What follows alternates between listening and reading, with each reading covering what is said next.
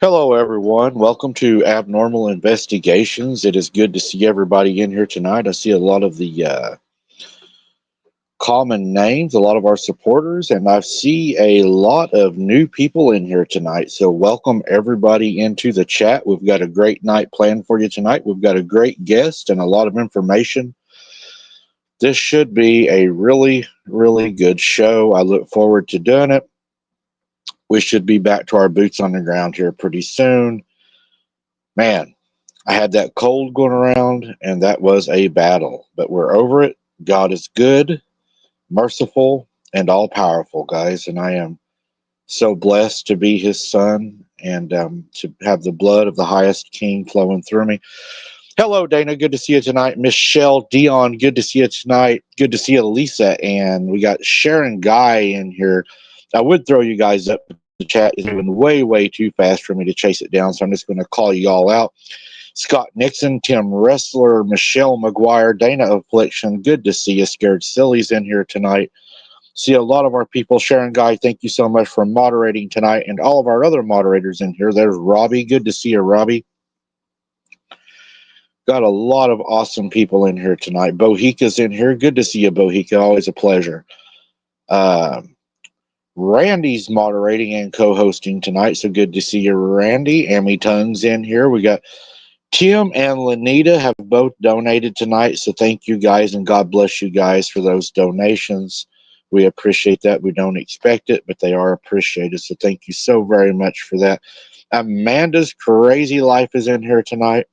Amanda, I sent you a personal message earlier if you get a chance to check it. I know you're very busy from day to day. See, am I missing anybody? We got Detail Girls in here tonight. I believe that's a new name. Welcome to the family, Detail Girl. Welcome to the chat, and everybody else that's in the chat. We try to keep this a clean chat. We got the best moderators on YouTube in here to help make that chat run smooth, make it a pleasant visit for you guys, a pleasant environment to where we can all ask questions and learn. Margie Burke, it is so good to see you. I'm going to go ahead and bring Randy on here while we talk about a few things before we bring our special guest on tonight. How you doing, Randy? Good. Can you hear me clearly? I can hear you. How about everybody else? Am I coming in loud and clear tonight? Just checking before we get into this. We might have a little bit of delay, but I can hear you really well. Okay. Good evening, everybody, and welcome to another episode of Friday Night with Mike. We're looking forward to tonight's special guest. Can't wait to hear his scary encounters. Again, we want to thank each and every one of you for joining us tonight. Absolutely. We couldn't do it without everybody showing up tonight. Just got a few announcements, guys. We got a Patreon video. It's going to be coming out soon. So all you Patreon people, I know you've been wanting another Patreon video. I am working on that. Like I said, I've been under the weather just a little bit. It has slowed things down a little bit. October 26th, we have a Boots Underground coming up. It's going to be a members only Boots Underground. Friday should be a Boots Underground as usual. So, and then Saturday, we got Tyler's coming on the show to share his encounters, guys. So we have a lot of guests lined up. October is winding down. So as we wind down our October blast, we got a few guests left to come on. We got Blake Douchers coming on this month, and a few others that's going to be coming on. So it's going to be pretty crazy, pretty wild. So anything you're wanting to say, Randy, or anything you want to say before we kick off? Once again, thank you, members, subscribers, and everybody for joining us tonight. Like Mike said, we couldn't have a show without you guys. We greatly appreciate your support, each and every one of you. And we hope you enjoyed tonight's video. Absolutely. And everybody in chat, give the moderators a hand. They do such an excellent job to make sure these shows go through so cleanly and professionally. So thank you, moderators, for everything you do. Guys, without further ado, I'm going to go ahead and bring on Segador. He's going to be joining us tonight, sharing some of his scariest encounters. So everybody, please welcome Segador to the show.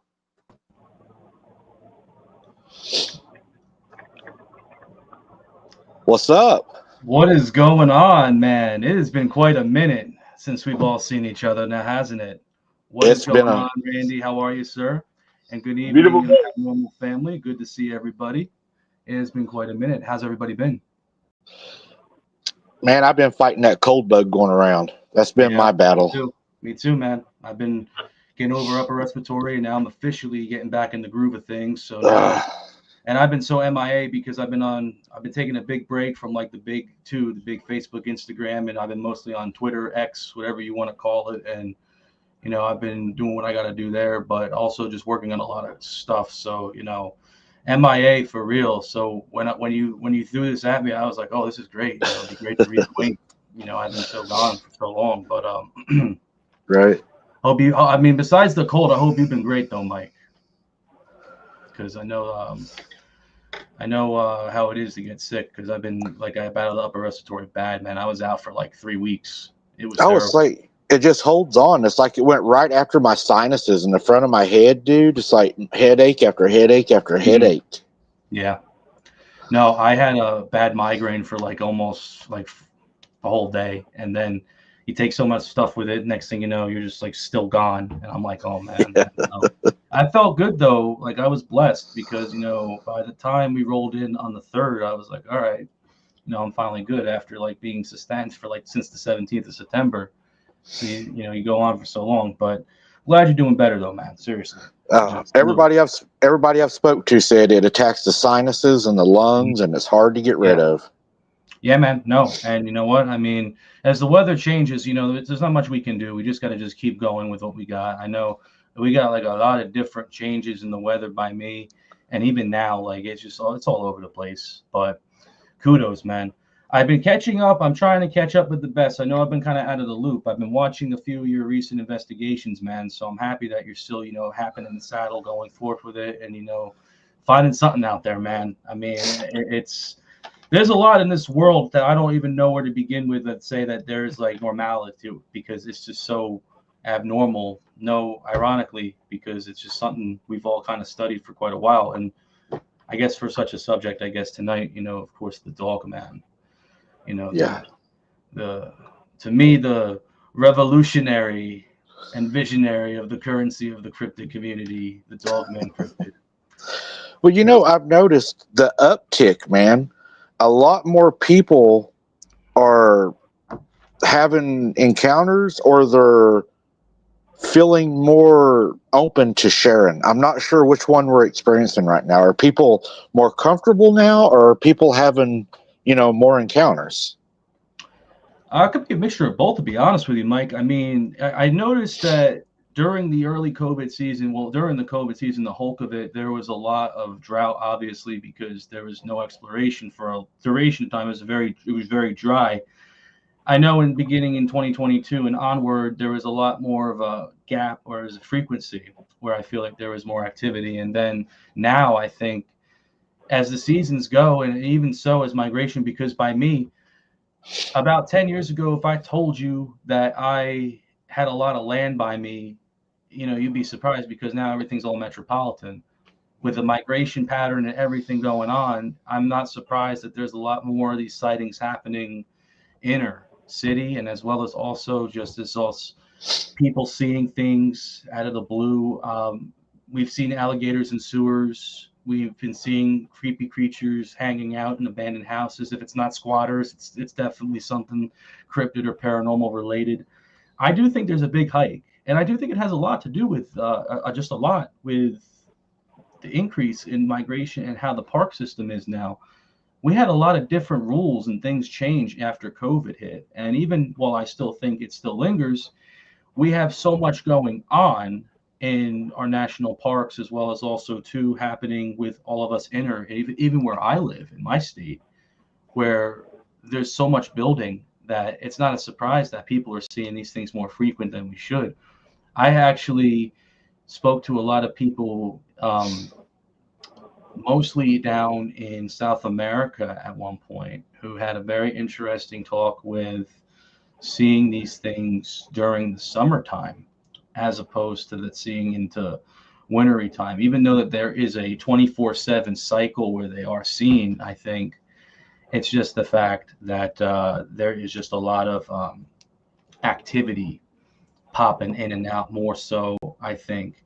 And it's interesting because, we're seeing a difference in land and also too, lots of change before the pre-COVID times. And so we have so much of a grasp now on things. It's just, all over. I think we're going to see a lot more, though, in the next 10 years, especially with not just people coming forward from previous years, but also now. You got a lot of people who are like 18, 21, very young, coming into this now, and they're just talking forward about when they were kids and saw it, but they believed it because, they had family that's seen it. And, it's like, hey, what is it? Is it just, a connection, a cycle, or something to do with the weather, frequency, like all those things pop into a mind and you kind of just think about it, but yeah, man. Didn't South America, didn't they also, aren't they the ones that started having trouble with the face peelers or something? These human-like things riding on these like flying saucers or something down there or something like that? Oh yeah, these mimic-looking things. It was crazy because so many people were coming out and about just having strange experiences with like these discs and just these mangly-looking beings and just things that were just not matching up. If it was like the chupacabra and a reptilian had a connection, like some special love child, and it's like you see something like that, and it makes you wonder because, and I know, and as I say hello to everybody in this chat, while I'm blessed, also to someone who I also know dearly as well, Ryan Trombley as well. Hey Ryan,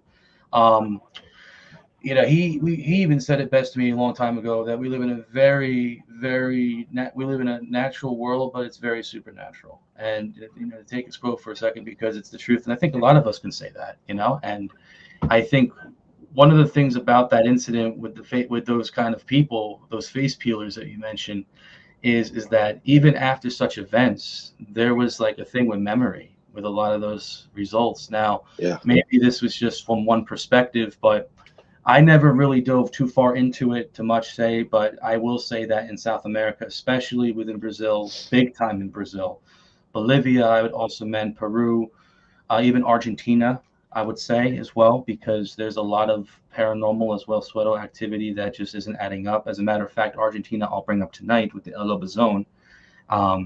So there's a lot of interesting things happening, and maybe it has a lot to do with the energy in this world too, Maybe there's something that's going on. Maybe something, but that's not my department.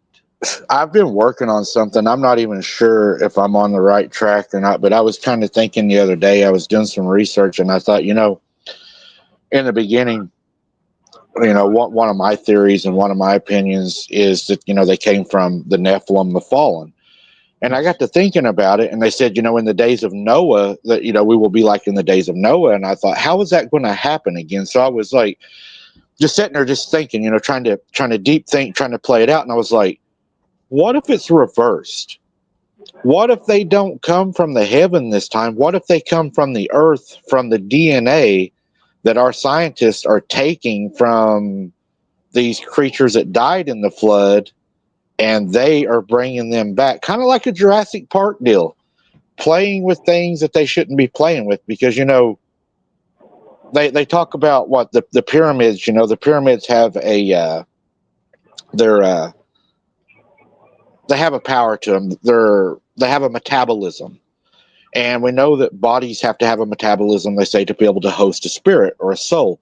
So what was weird to me is these new robots they're coming out with.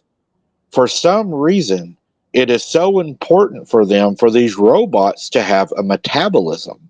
Is that to house a spirit? We could go all the way down that, but it's just some things I've been running through my mind.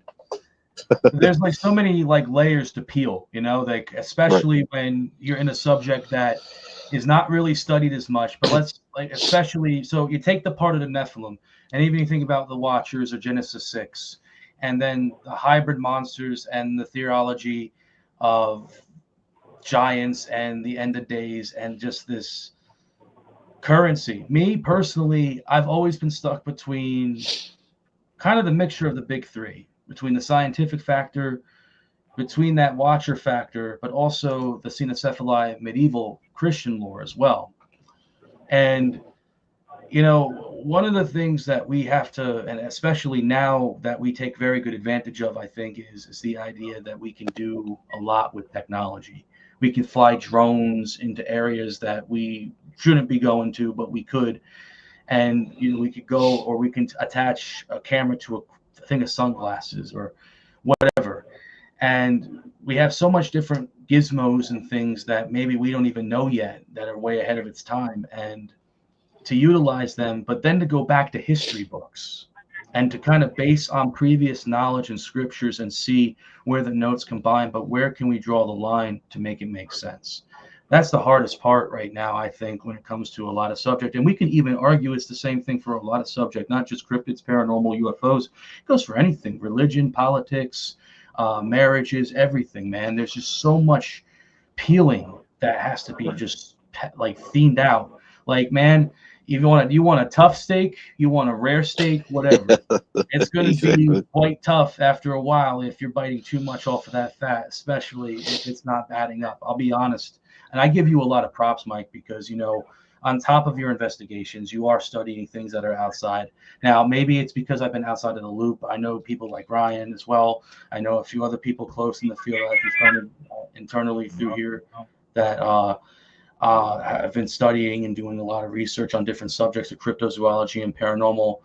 But I think that for what you're doing, it's very, very honest. Again, I think what you have going forth, going out there trying to find something. Yeah, I know some nights are good, some nights are bad, but also Right, too, just to try to find some sort of break, because you want to ask the questions that not everybody's asking, because these are they could be controversial, or they could just be very confusing, or because there's not enough to put out on a PowerPoint or a chart to make sense. And that's where I stand with a few theories, but that's also because I also have to look at it from a different perspective as well. I think that's something that is tough to find in the field when you have a lot of mixture, especially when it comes to these kind of subjects, because with science mixing in with the ideology and what has been processed through firsthand experience, and then also bringing forth what we have heard and what has been exampled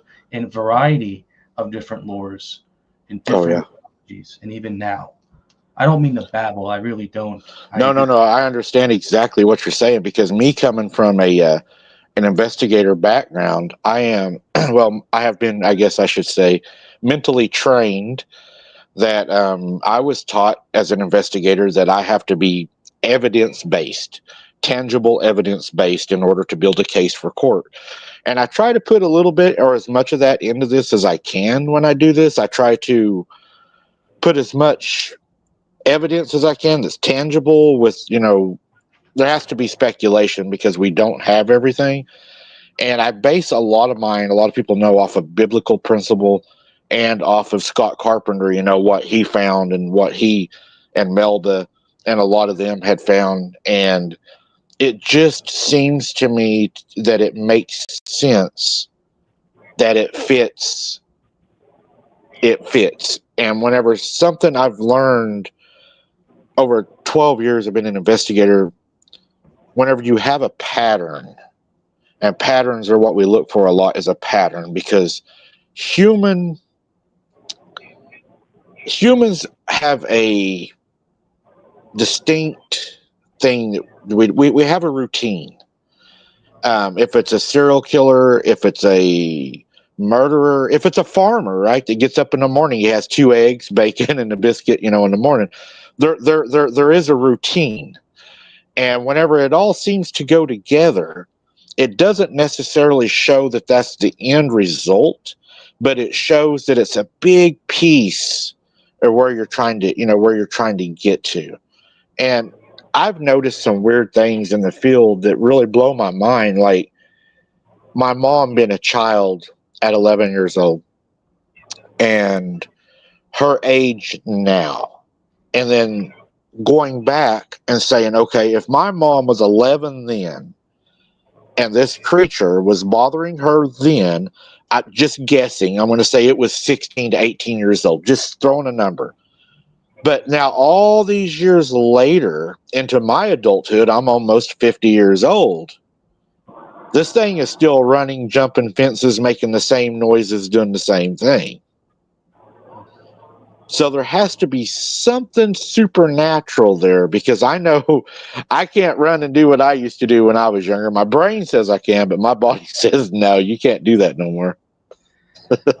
Oh, and you know what? I'll be honest with you, man. I'll get the ring out bells because I'll be the same way in about 20 years, man. I'm pushing 30, so I know exactly how it feels. It's one of the things that we have, especially when it's through, I wouldn't say genetic, but directly a connection, whether through a family name or whether it's just through coincidence, maybe a specific moment sparked this.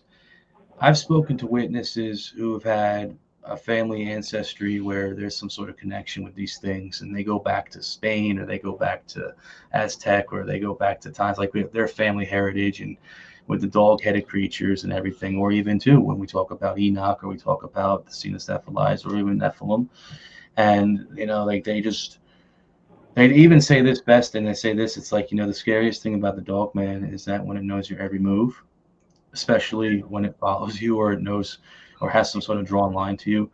I remember when I interviewed a woman many years ago. She was on Vic Hunter's show as well. She did a few shows, and she had a very interesting experience with a dog man or a dog woman. I believe it was a female dog man or dog woman. I'll just call it dog woman just to make it easy.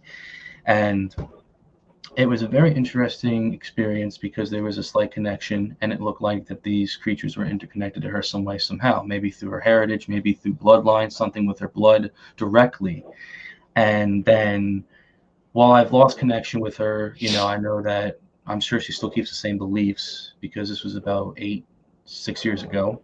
And I think one of the interesting things about that connection, Mike, is that we don't know why. We only just know based upon some sort of experience. Maybe it's an experience we had. Maybe it's our energies. Maybe there's something about us. Maybe it's our names. Maybe our bloodline.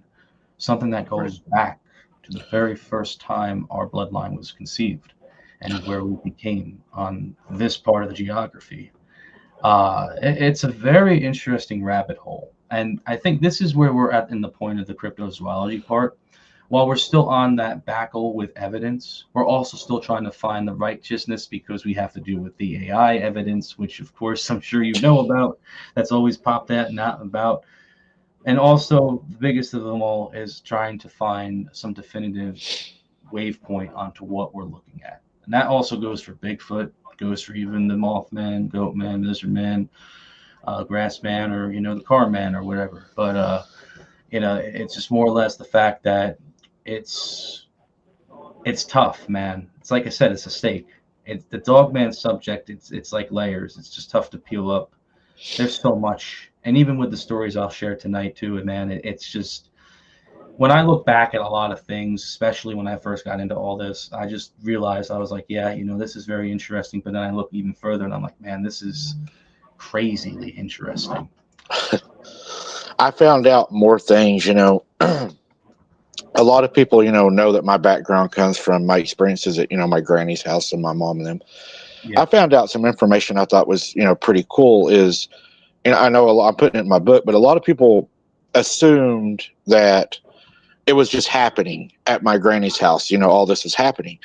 But whenever you go back and you look, it was kind of not my granny's fault, but it was my uncle's fault because they bought that property, that house, from some people that we know back in, I believe it was the 50s.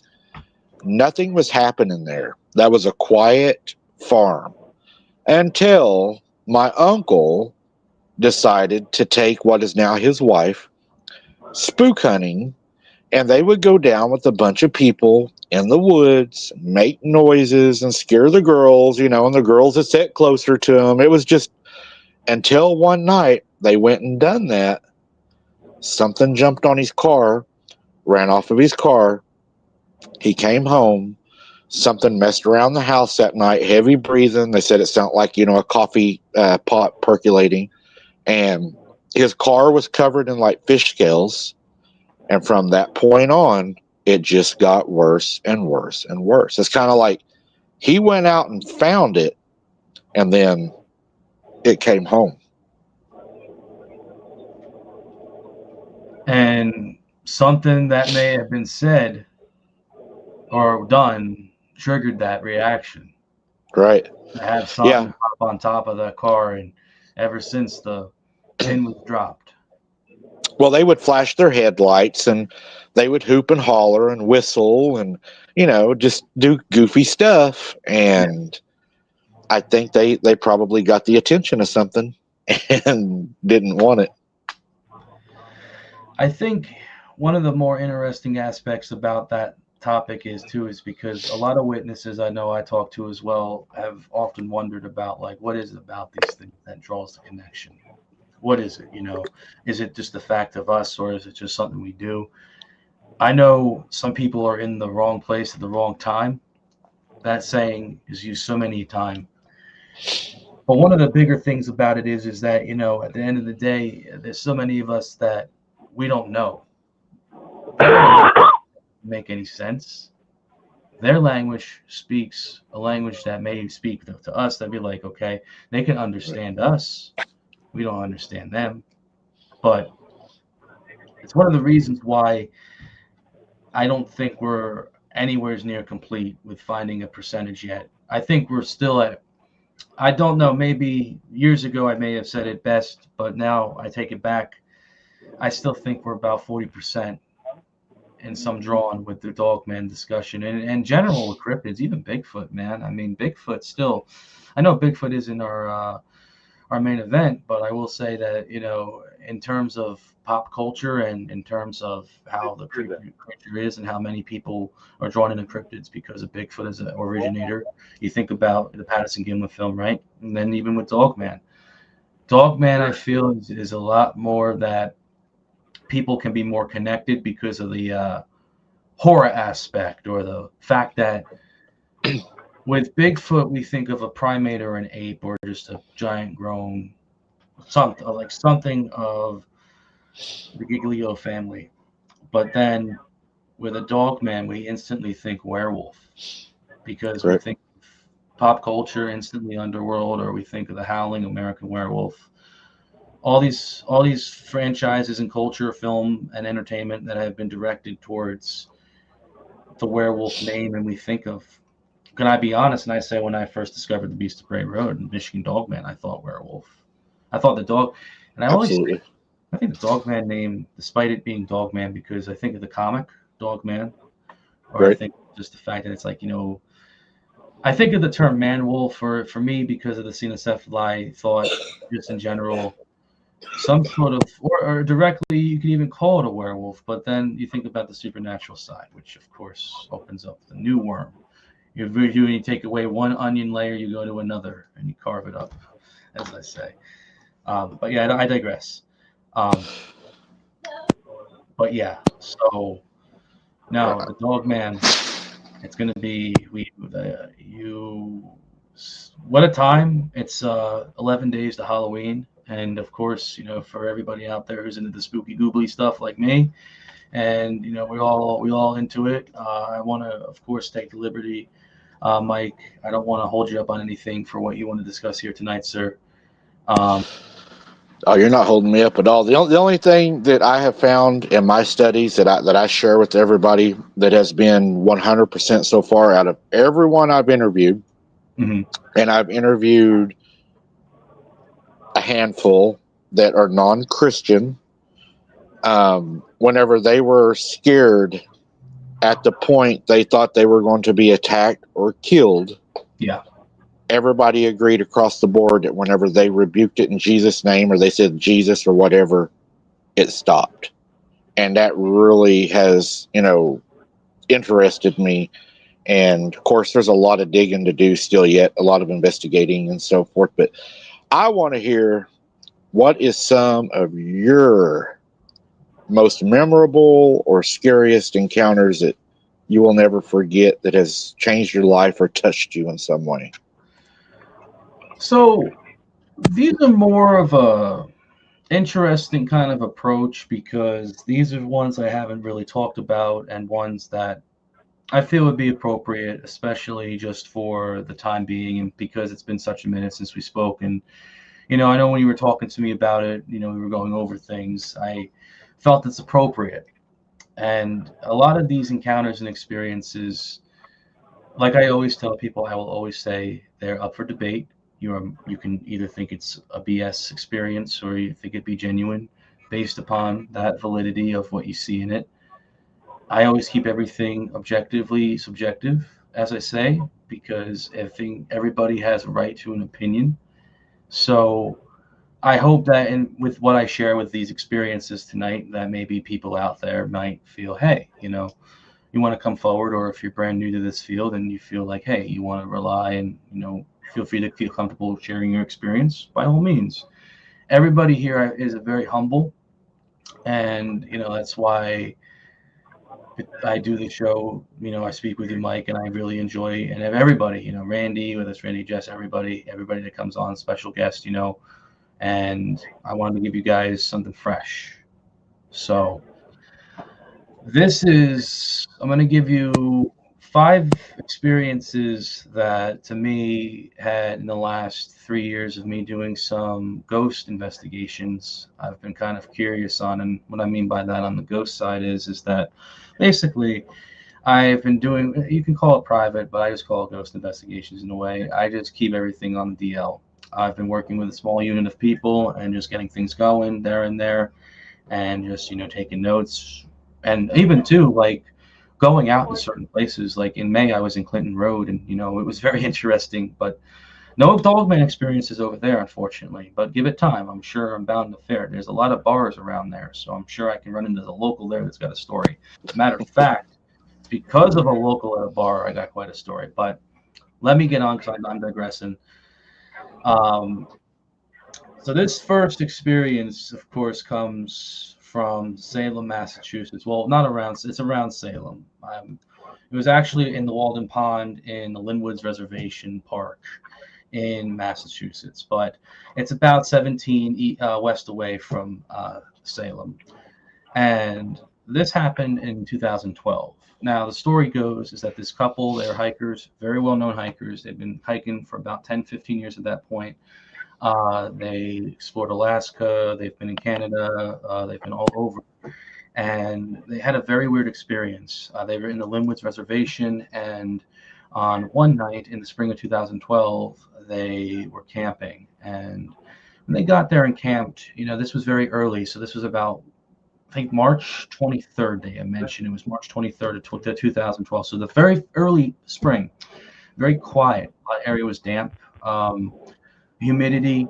The way I remember it is around that time period, the weather climate was always a little warm. I always felt so. When they were there, they proceeded to go and camp. There was nobody there. They also had permits. They had equipped weapons on them. Of course, they were always protected. And following through with that, they set up camp by Walden Pond, which is a pretty high skirt acre of area. It's got a lot of land. It's about 50,000, if not more, and especially in the acre zone when it stretches out going further into Linwoods and into the other north and south trails, it's very dynamic. So it's very easy for people to get lost in these trails or for, so to speak, cryptids be in these preservatives, and very easy to work around and move around. There's a lot of trees, there's a lot of bushes, a lot of mass that can cover, especially when you're about a half a mile deep into the woods. It's very interesting, and considering that it's in Massachusetts and you think about all the lore and things, especially with Salem, makes you wonder a bit more. So anyways, this couple proceeds to go ahead, and it's about dusk. Everything is pretty quiet, and then they know that everything is very, very, very quiet. You know, we're all used to when we hear when noises, when everything gets quiet in the woods, something big is around. They didn't suspect too much of it. They were still on the horizon. They were just prepared for the worst, and they ignored it for a little bit, went to bed, took it easy, and around 11 o'clock, so they held out for a campfire by like around 8:30, and around this point it was at 11. They had heard howls coming about 200 feet north, going the other direction from where they're at in their camp, where they're at south. Now, at this point, they're the only ones out there, and they know it's not a squat. There's been people in like any other place that do squat and they're homeless and they live in the woods and stuff, but they know that it wasn't a homeless person. It sounded like a mixture, according to the wife, like a bobcat and a pig mix, which was very interesting. I haven't heard that combination before of a howling, screech kind of sound. It's very dynamic and very frightening, so to speak. But as mentioned, the couple heard it. They go ahead, and immediately the husband goes out, has his headlamp on, takes a look, observes, just takes a brick brush around, do a 360, immediately sees nothing. Then the sounds get a little closer, and now things are starting to kind of be a little interesting. So now it kind of sounds like something out of like, those cliche horror films, right? But no, now they know that they're exposed. They're in a spot that obviously this thing is close to them. If given any second, all this thing could have done was go right into their camp spot and, of course, go through the tent. Easily, if chosen, slash through the tent. Now, following up with that, the husband at this point says, hey, we just got to go ahead, got to get out. We got to go. Immediately, they pack up, they get their headlamps on. They're just looking. They know that something is out there, but they don't want to be there to know the worst of the matter. Immediately, they go through the one trail in order to get to their truck. They pass through. It's about maybe a 20-minute walk. The whole time, they're just looking, being observant. But here is the part that gets really interesting, and we've seen this before in so many dogman cases. We have the infamous where you're walking, you hear something behind you, you stop, it stops. Well, that's what happened. After that, this being or whatever it was, they heard it again. This time, it sounded like it was a gut-wrench kind of scream, almost like it was just dreaded murder. I necessarily, when I read it, I kind of interpreted it was kind of something around the size of a fox, because the way it was described was like a screaming fox, but it was dreadful. Immediately, these couple proceeds to head to their truck. They move forward. They get in the car pretty fast. The husband turns on the keys right away, swings out. In the rear view mirror and in the headlights, the rear lights, something starts chasing right after the car as he floors into drive, and then next thing you know, there's just a heavy scratch and a clamp, that like a big vibrate that happens on the right side of the truck. What happened was is that this thing, whatever it be, we'll get to that, made a nice slash against the right side of the truck, nearly almost hitting the bottom. I believe it was trying to get the tire, to be honest with you, but it didn't. And then immediately they pulled out. They drove back. They knew that the top of the I knew that the side was hit. It was badly scratched, but they got to the local Wawa. They went ahead and they just observed. And from there, they took a look at the damage and said, okay. And they didn't, I don't know what they necessarily said and reported afterwards, but they still do, yeah, they still do continue to do things. They still do go out and hike and do whatever. That one experience, though, they knew it wasn't something that was normal. The wife saw in the rearview mirror what believed to have been something that had pointy ears and was pretty tall, about roughly 6 feet, if not close to 6.5, 6'5", and then had illuminating eye shine, almost looking like it was orangey. We've heard the orange kind before, and immediately it was lunging right, going right for the car. My interpretation, I think, of two things. One, I believe that this was a territorial dispute and it wanted the couple out of there. And two, I do think that it probably wanted to just damage the car and as a sign of a warning, just to say, hey, don't come back here. And ever since that experience, there has been no further update about if they've went back there. I don't think they have. They've never mentioned anything about it again. They're still alive to tell the tale, so I think that that's a plus. But the description, when she got a good look at it from the rear view mirror and from the mirror from her side, the pointy ears and the fur, it was like a black and the red illumination, and then the eye shine very orangey in a say, and it was like a German Shepherd's head with a muzzle, as we all know, the iconic German Shepherd's head and that muzzly look. And couldn't get a good look at the hands, but directly it was a pretty big mass, and it was big enough for her to take a look right away as the husband pulled it into gear to drive. So that was one experience that occurred in Linwood's Reservation, and I don't know if there's been any subsequent experiences over there, but if there is, of course, I'll be curious to hear more. After all, it's in Massachusetts. So that was one experience. This next one was in Reed County, Michigan in 1999. I'm just pulling up my notes. So this next one actually occurred in 1999, towards the end of the year. I believe it was in September. And the woman who I'm going to give as anonymous basically had a sleepover one night with friends, and there was something lurking in one of her friends' backyard. And the story goes is that they were having a sleepover. It was a Friday night. The parents were out of town. They were at an event, and then following through. The one oldest there, they were just going ahead and they were just having a good time. There was a set of four, and they recall that they were going outside and they were going to go ahead, grab flashlights, and they were going to try and catch frogs, from what I was last taking a look at in the email when it was sent to me. They go ahead, and one of the girls immediately hears rustling coming through the wood line to her left as she's trying to catch this one frog. It moves forward. She hears a snarl to the other side.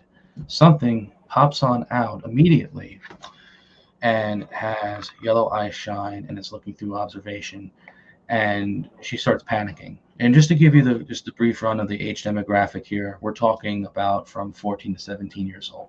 So underage kids who were the oldest out the house, different time periods. So of course, 17 the oldest, and then following up with that,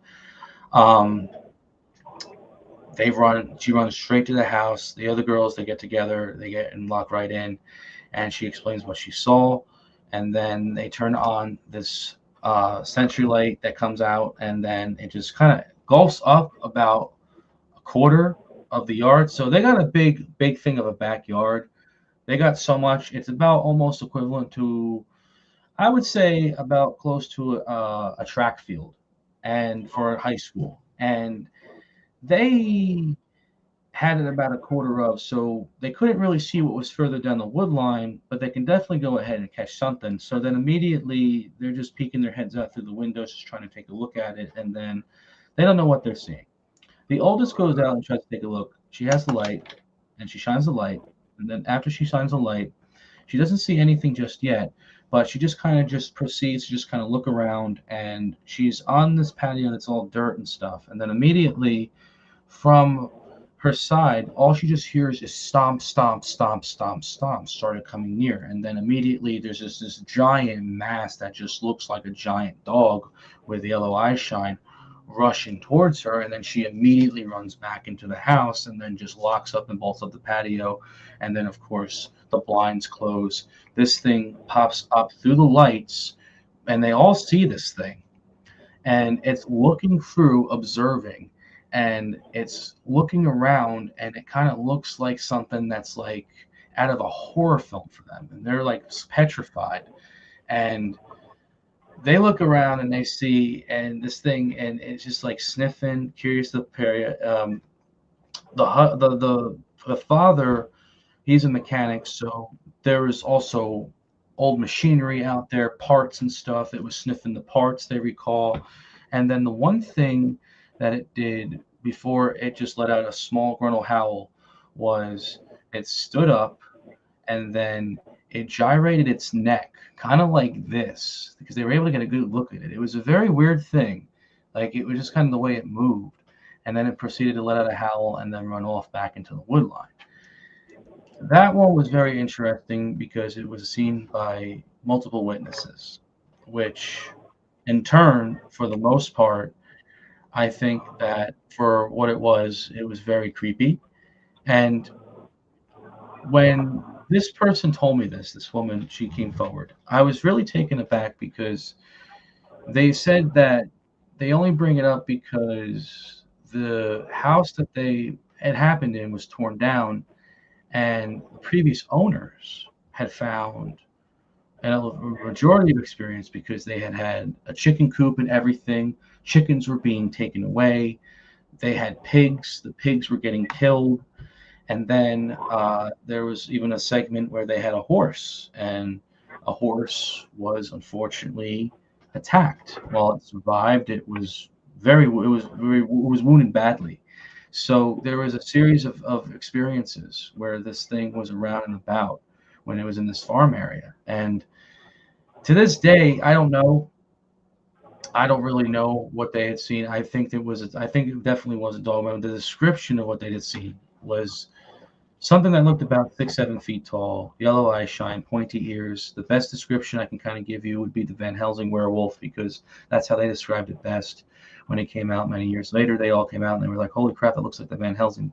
That Van Helsing werewolf looks exactly like what we saw in 99. Coincidence? Maybe so. But one of the more interesting aspects of the Dogman phenomena is that they come in different variants and they come in different sizes. And they all have different personalities, kind of like human beings. But I think this one also was interesting because it was the fact that, kind of like the couple experience, it was a kind of a game of intimidation where I have a feeling like maybe this thing was trying to just scare them. I kind of had a feeling it was a juvenile dog man, maybe just toying with them a little bit. Because personally, if this thing wanted them, it would have. If the one person who saw it first, the one girl, when she had to look through the wood line and that thing popped out and showed itself to her, I personally feel that thing would have wanted her if it wanted to. And I mean that in a sense where directly, if this was a creature that genuinely was sentient, and maybe so, maybe it could have. We don't know. However, in all of the events that happened, it was something that really stood out, and I find it to be very strange. But at the end of the day, I mean, I think a lot of people got to take away some of the aspects is that, yeah, we can look at it from a supernatural standpoint, but when it moved its neck the way it did, the one girl described, I think that was the most creepiest part. I never heard that before, and it really freaked me out a little bit because, one, I kind of looked around and I thought, in all the Dogman experiences I've heard of, I've never heard of it moving its neck like that. Maybe it was adjusting its neck. Maybe they do that because you hear how they run. You hear the stories of the muscle joints popping. Maybe they just do that. But maybe it meant something else. Maybe there's a deeper meaning behind that. The door of wonder is open. because the possibility's there. Just a matter of what that possibility is and directly the aspect and the perspective of where it wants to go. But that was one experience. And they, to me, I think they're pretty scary experiences because one, as a couple in the woods, I think, if it was my spouse or if it was my girlfriend, I genuinely would be for her concern and safety, even though for me too, because I don't know what I'm up against. And then for a bunch of teenagers to have that experience too, that really stands out to their own history. And if you think about that one experience, well, then we think about a little something that hits close to home by me in New Jersey, Manchester to be exact. Manchester Whiting. So this next experience happened in 2004, actually, ironically. So I'm kind of going through a rabbit hole of a timeline here, but this next experience I briefly touched base on about a year ago, but the details then I didn't really give a lot to, but now I give the full detail to, mostly because I wanted to try to summarize it for the benefit of just trying not to go too much. But in an interview sense, in discussion of what occurred in Manchester, for a lot of people who know about urban exploring, there is a demographic of people like myself who will explore abandoned areas, basically houses, warehouses, silos, and you name it. And in these events, when people go out and do this research or go and they explore, they can either find squatters or find something. Sometimes you find something like Satanism, pentagrams, and all these other things. It's crazy. So in 2004, a group of four friends, college friends, they all go ahead and they're exploring through, they did some urban exploring up north New Jersey, and they all live in Jackson, but they're cutting through into Manchester because there's a scenic route because they didn't want to cut through all the traffic. And of course, if you're from New Jersey, you know how the traffic is, it sucks. And immediately these ladies go ahead and they are driving down a dirt road. So just to kind of give you a timeline, or just to kind of give you a map. So where they were at in Manchester, there is a cut through in Whiting where you can cut through to get through the other side of Jackson just by taking another 15-minute drive down and then cutting through by a high school. And then you are cutting through a lot of acre. So where they were cutting through they were cutting through Webb Mill Road in Pasadena. And this is like a long stretch of acre of woods. It's basically where a lot of trucks, a lot of big trucks go for when they have to deliver big rigs and stuff. It's that's why the infrastructure was there. But also too, at one point in previous history, it used to also be home to a lot of factories, mills, and also too at one point, a lot of resources in the regional parks. But then that all got taken out, so things got abandoned. We also, it became essential, especially where this one place is where they were near, which was the brick factory, where a lot of squatters are. And there's a history of people who are squatters there, a lot of people who've seen things. And interestingly enough, there are some wildlife. There's a lot of deer. And ironically, there's roosters there, which I don't know how that works. I think there's someone who is homeless there that has a farm. I don't know. It's weird. But yeah, the point is not to get the comedy aspect out of the way. These women were going ahead and going into this portion of the road. It was dirt. They had a reputation for pranking each other. So the one woman who's a driver, I'm going to call her Amy, was wanting to play a prank on her one friend, on all of her friends, and say, hey, the car's broken down. We got to go ahead and take a look at it. They go ahead. She pulls over to the side. This is over by Webb Mills Road. And immediately as she gets out of the car, it's like a dirt gravel. So like, there's a regular road and then there's a gravel, so just the sides just on a curve. Lifts up the hood, takes a look, and then immediately to her left, she just hears like the most weirdest growl. It was a totally abnormal growl. It sounded like a dog growl, but it didn't sound like a dog growl, if it makes sense. Goes in, she takes a look, turns to her left, sees eye shine, yellow eye shine, looking right at her. And she's about 150 feet away, so she's very close. And so she just slams the hood and runs straight into the car and proceeds to exit and drive off. Now, she panics and she's like hyperventilating and freaking out in the car. And her one friend, who I'm going to call Christine, she actually saw this creature too when she was out in the popping the hood, because she was seated by the passenger's side back seat. So therefore, she was able to look and see from her perspective. The other friend wasn't paying attention in the passenger seat. She was just distracted by the hood. But the other friend caught on to it, which was very interesting. So then when they all got back to their house, that's when Amy just discussed, hey, I saw this thing. And immediately when I saw this, it freaked me out. I don't know what it was. Now, the next night, the girl Christine, her brother, who at the time was an officer for one township, she wanted to go out and try to see what it would be. She wanted to see if maybe this thing, what it was, or whatever it was that scared her friend. And then she proceeds to go ahead and with her brother, it's about 8:45 around this night, and there are several cars that are passing by on this road, and they're off Webb Mills again, and they're cutting through into Pasadena, and then again they cut through going by Webb Point and then by the brick factory. From there, they immediately go in and see the dirt gravel again passing through Webb Mill, where Amy had pulled the car over and had seen this creature.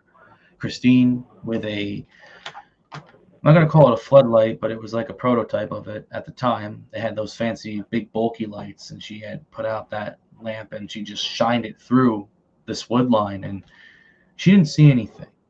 There was eye shine in the further distance, but it was a deer. So she was completely taken afloat. She was like, okay.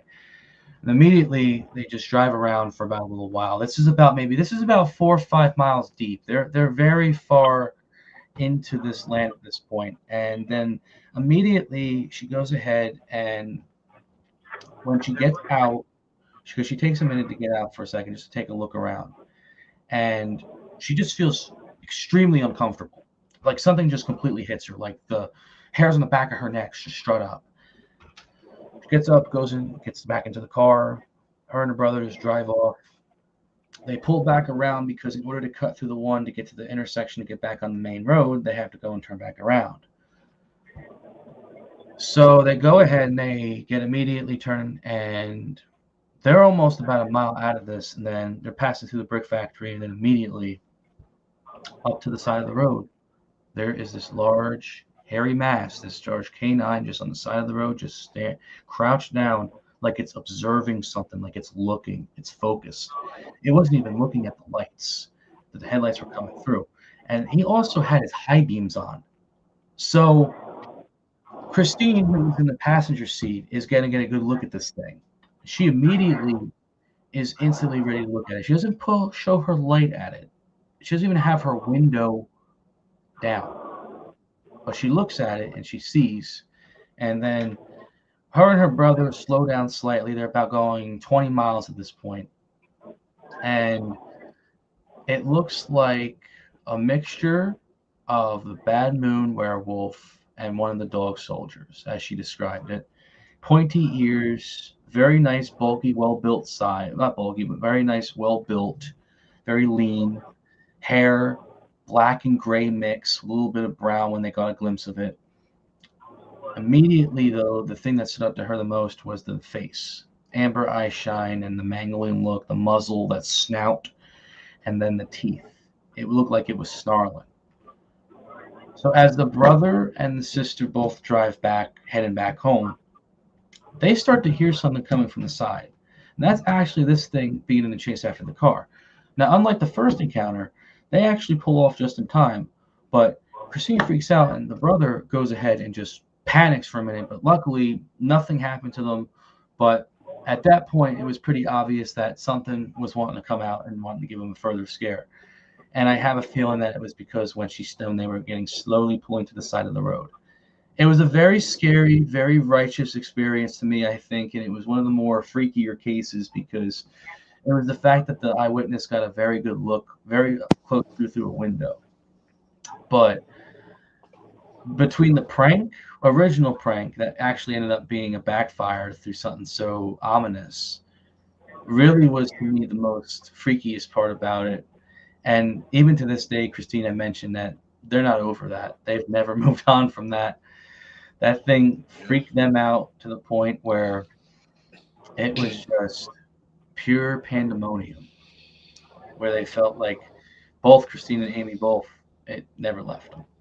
But that was their one experience by the brick factory. And I will make mention that there is a Reddit post on the brick factory about the dog man. These people were seeing it, but I'm a little suspicious of it because they had all mentioned that they were under the influence of THC, which, of course, I have to keep an open mind, but still a very interesting story. I did share that as well, but again, anything is possible. Oh, yeah. Absolutely, brother. And the next story. So this is actually somebody as well I know. This is someone I know I used to work with. This was interesting to me.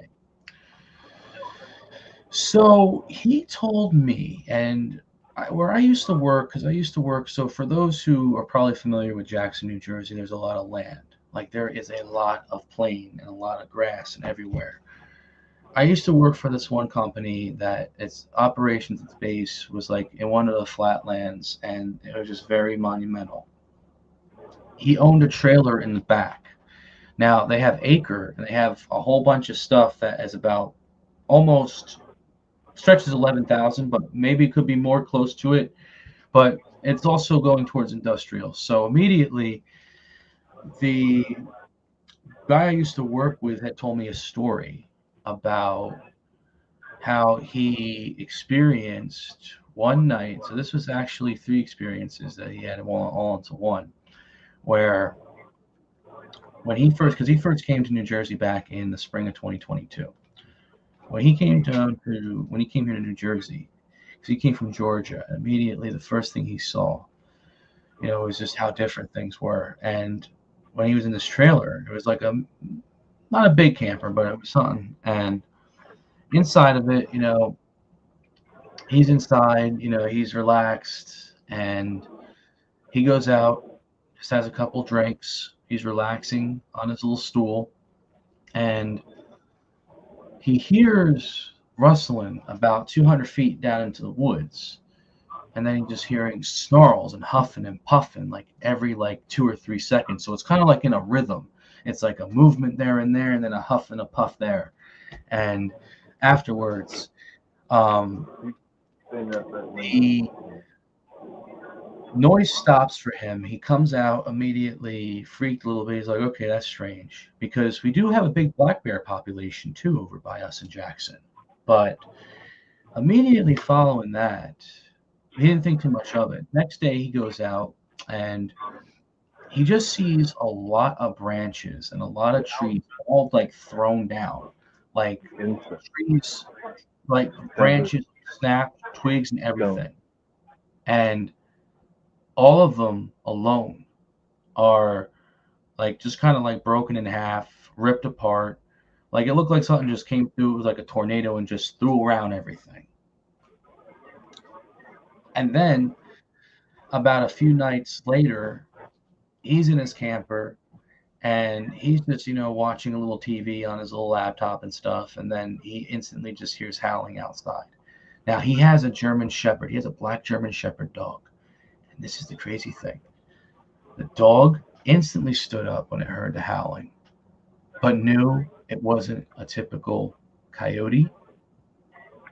And immediately it lowered itself down and put its ears back. He knew it wasn't right. The door was locked and everything else was bolted up, but I mean, he was ready. He was ready. So he goes ahead and he goes out, he brings his gun, and he just has his light, and he just shines it around, just looking, seeing if there's anything. Immediately, he sees a pair of eyes in the distance, but then they dart off into the night. And immediately his first reaction was spooked because he knew it wasn't a human being. He knew it wasn't somebody. He did shout out to it, but no response. Back at that point, he had no idea what it was, but he went out the next day, this time armed with his dog. Dog was sniffing the tracks and digging back through because they noticed that there were some prints, but the ground was too wet, so and he didn't even have any cast or anything. So it was one of those things where it was kind of just bad luck. But he described how the prints on the ground were kind of canine-like, but were pointier and sharper on the edges and felt like it was more detailed. Maybe it was because of the soil, but it didn't look like your tip. It looked like a giant dog print, but it looked like it was a kind of a skinnier, more athletically. If it was like if it was a paw print that worked out, to put it in that perspective. But the last experience he had before things kind of went the way it did, and we talked about in the name of Jesus Christ, the Lord. He's one night, this is about a month later, just doing something. Earlier in the day, he was using a chainsaw, cutting some trees and stuff for the job. And then, because there was an event that was going on that weekend, and the land space for the job area was going to be used, all of a sudden, he hears the same howling again. And this time, the howling, it's closer to the house. The dog instantly freaks out, jumps up on the bed. This time, he has his gun ready. He's ready to go out and do what he has to do. But then, right before something goes on, he just hears scratching coming from the right side of the rear side of his car, of his trailer. And then he hears something moving around, sniffing, and just kind of pushing through. And then this is where things get interesting further. That's when this thing begins to kind of shake the trailer a little bit, kind of moves it around. It's not a big trailer, but it's enough to where this thing is big enough and strong enough to just give it a rattle and a shake. And it freaks him out, and he just says, "Hey, cut it out, knock it off. Who are you? Cut it out." And just like he's using slur, he's cussing and everything at this point. And then this thing is continuing, and then it just kind of continues to scratch and move around. At this point, he's ready to just wait for that door to open, and whatever's coming through, he's just going to fire. And then he just says a prayer. He prays, and then in the name of Jesus Christ, and he just vows, and the next thing you know, about a minute later, everything stops. Everything just completely stops. The next day, he takes a look around. He saw the scratches, the indent, and everything, and it sucked because for him, he was that traumatized by it that he ended up living with one of the workers for a bit on a couch before, and with his dog before he can get himself an apartment, because that incident traumatized him so bad. He didn't realize how deep in the brush he was and how so close this thing could have been. And he'll always, to him, it was this kind of moment of like Christ, because he worked in a sense to where that trauma allowed him to really look at the other plate of it.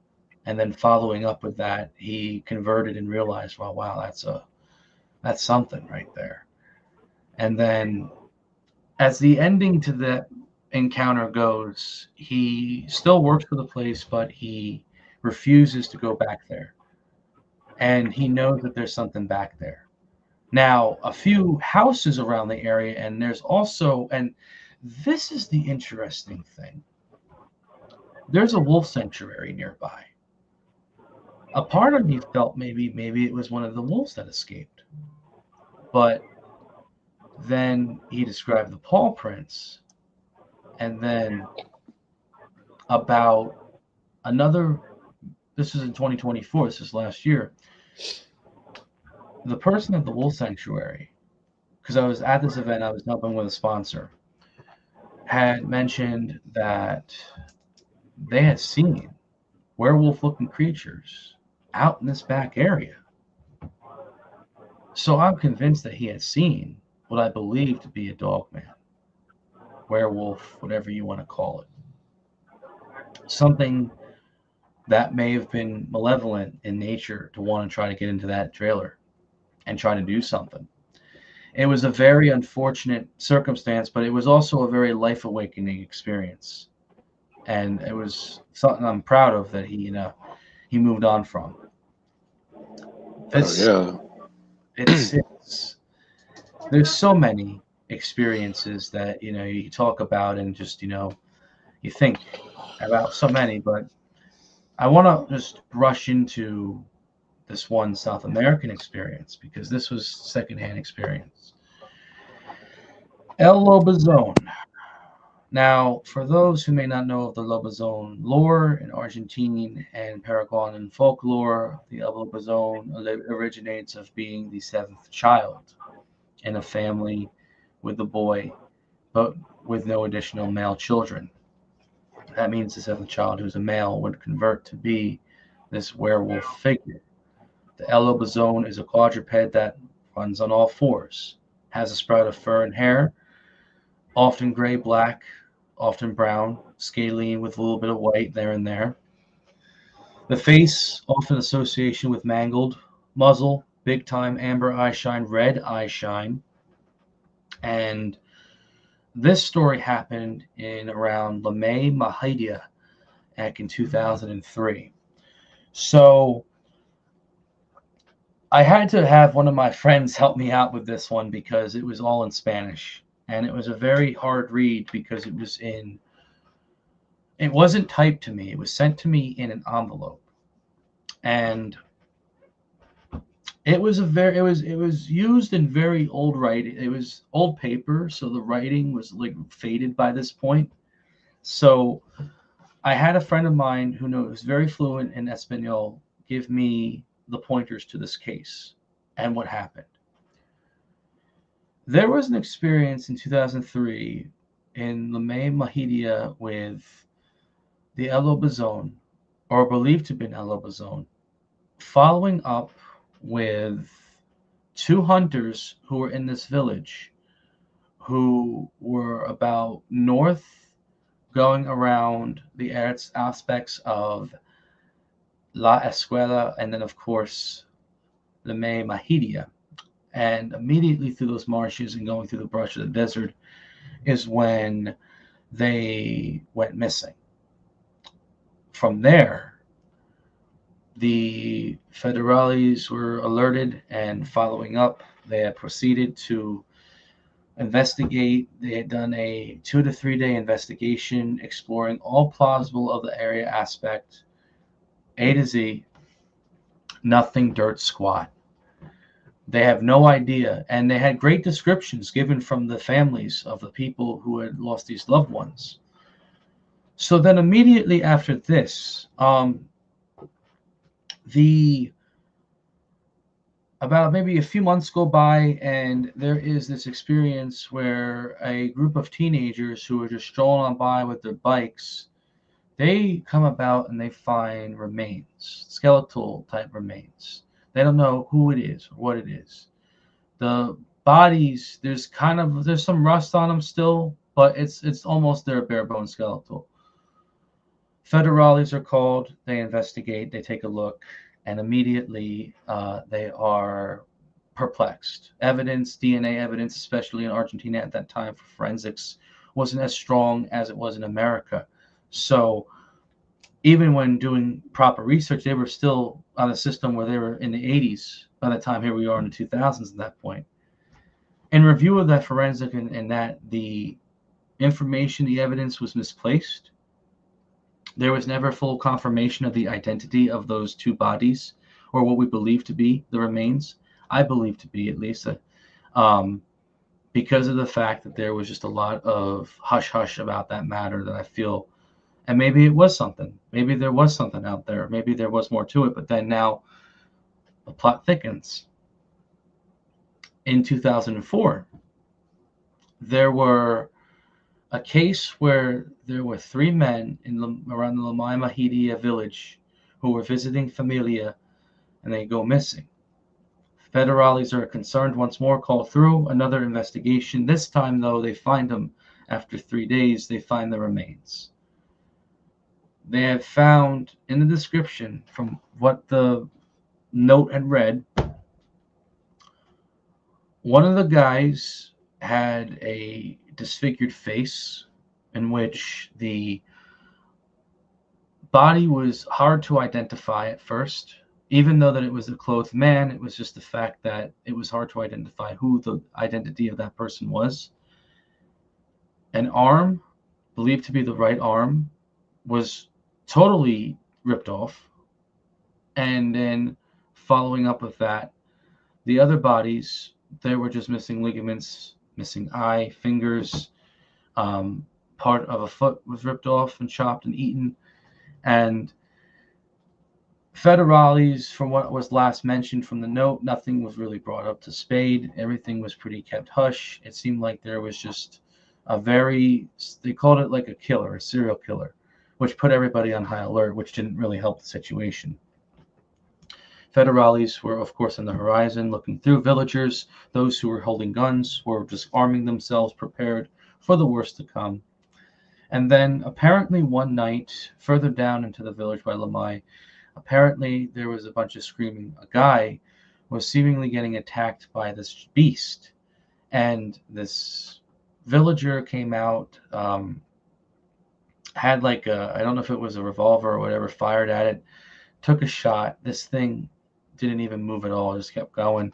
Another person fired at it, tried to take it out. One person, bold enough, even tried to go near it and try to stab it, but nothing worked before things backed away. It wasn't until this thing fully backed off. And I believe the person who got attacked, they lived to see the story. They had injuries, but they were alive. They had injuries on their shoulder as well as also right around the side, right around their torso area as well, going up. They were invoking the name of Jesus as this thing. It's in Espanol, while people were trying to get this thing off of him. And immediately the creature ran away far off into the woods, or fall off into the desert or mudline of the Mahidia area. Now, for years, it's been suspected that this was a very high-spected incident that never was brought to light due to, I guess, the certainty of it or the whereabouts of it. Truth of the matter is, I believe, it's because it's such an intense situation. It's like, well, you talk about possible bodies that were skeletal remains and then 3 additional bodies on top of someone nearly dying, what could have been a 6th victim to this beast.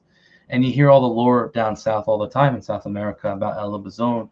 You hear about all the creatures of the night, whether even sightings of chupacabras or even UFOs or even certain kind of demons. But the El Lobezón case was one that stood out because that one really showed that there could be more to it. Something that even in American lore isn't even really brought up a lot because either they don't live to tell a tale or there's just too much inconsistency. It's just a lot of things, man. And a lot of these stories, they might be scary to some or they might not be, but they were the ones to me, I feel, because I never really shared them. And plus also too, I feel it's important to kind of take a different perspective of talking about not just the Dogman topic, but talking about other variants possibly such as the El Lobezón, or talk about these experiences where these creatures do play a game of intimidation with the eyewitnesses because they want to see that fear factor the same way when a human being is confronting another human being, how much the fear factor is, or when you confront a wild animal in the woods.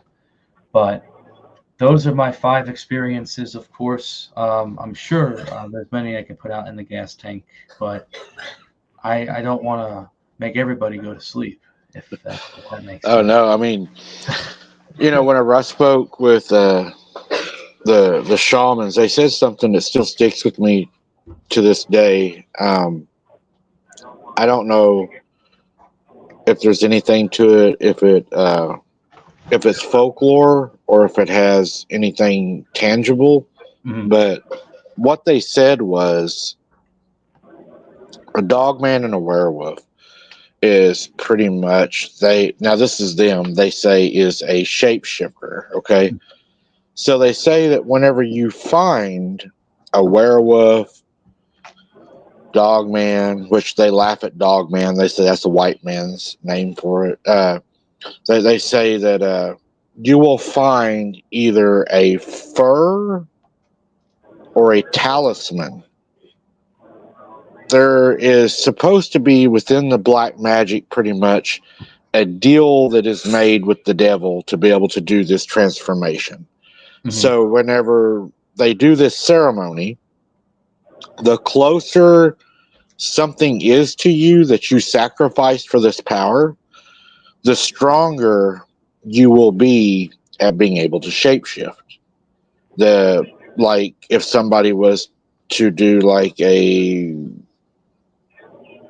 person that's close to them, or somebody that's further away, depending on the bloodline, that would litigate how strong you would be. Which there was a time, and it doesn't really fit, but it does fit at my granny's.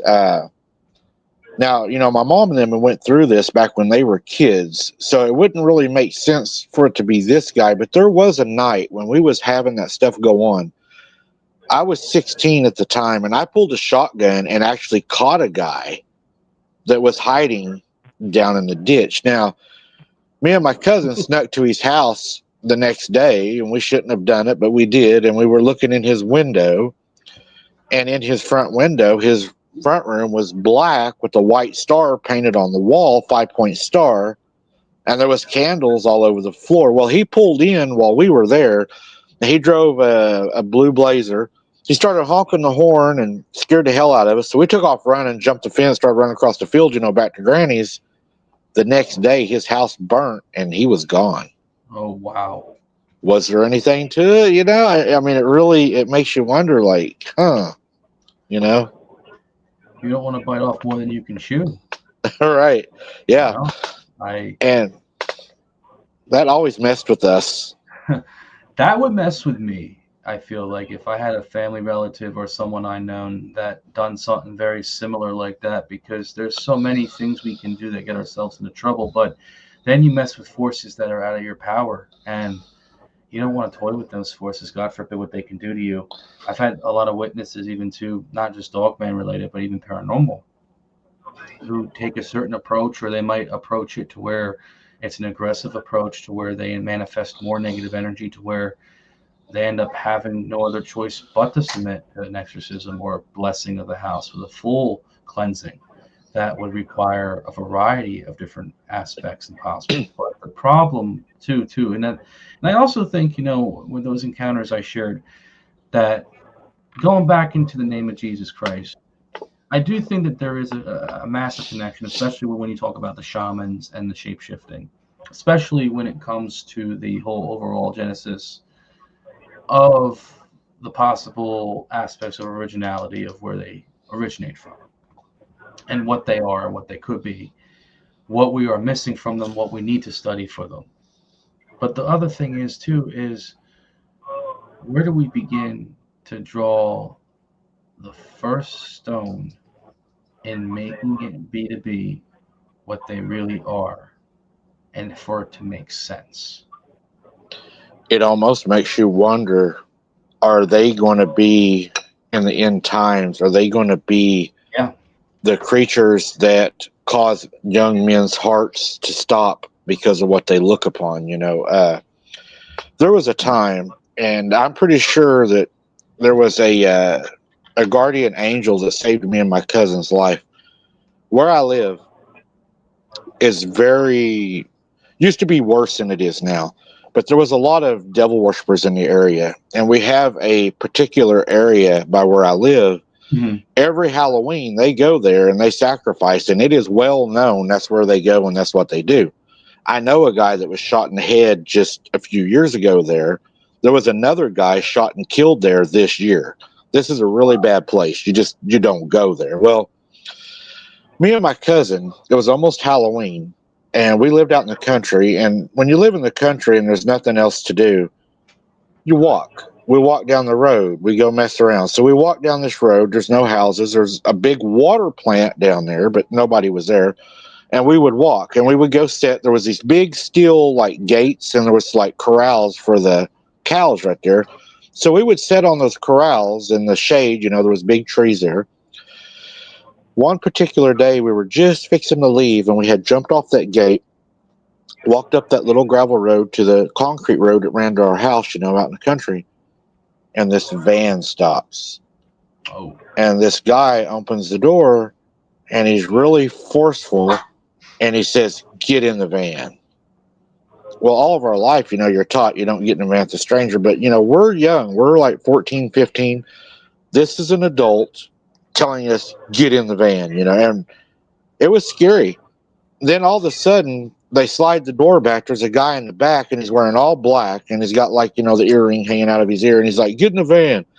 Scared us to death. We pretty much froze. But at the same time, they both said, "Oh, we was just playing with them, dude. We're just playing with them, big guy. We're just playing with them, big guy."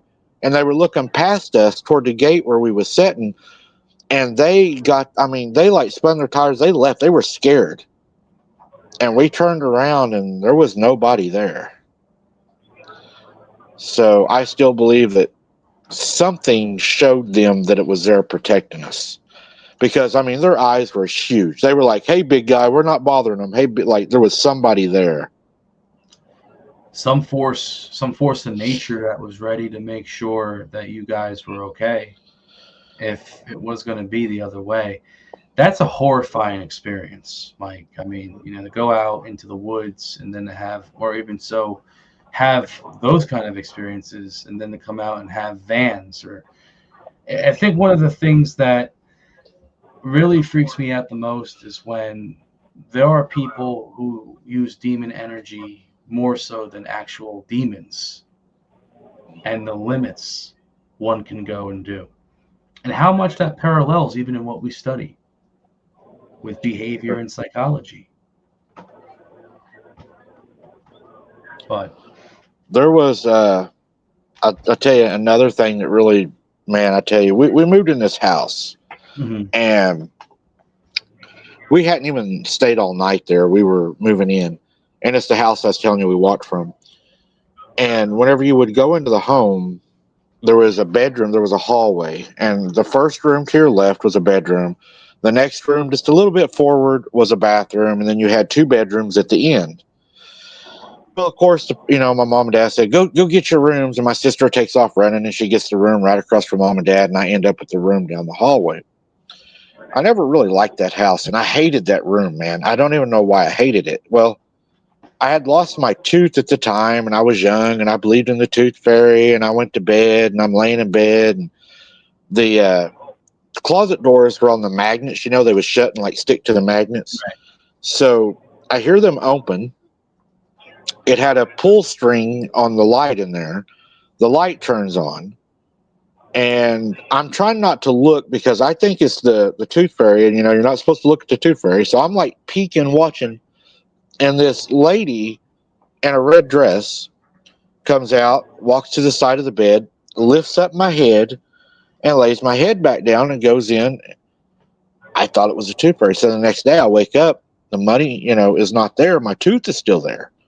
So we had a lot of other bad things. I could go all night on that house, but later on, into my adult years, me and my dad was building a home, and a guy had showed up at the home we was building, and he was talking about living in that house. He was now the owner of that house. And we wasn't even talking about nothing about, the scary stuff. And he's like, "Yeah, my daughter, Amy, she would not sleep in that first bedroom going down there. She said there was a lady in a red dress that wouldn't leave her alone." And I just looked at Dad, and I was like, "I told you she was in there." Didn't you feel vindicated at that moment? All those years, nobody believed you.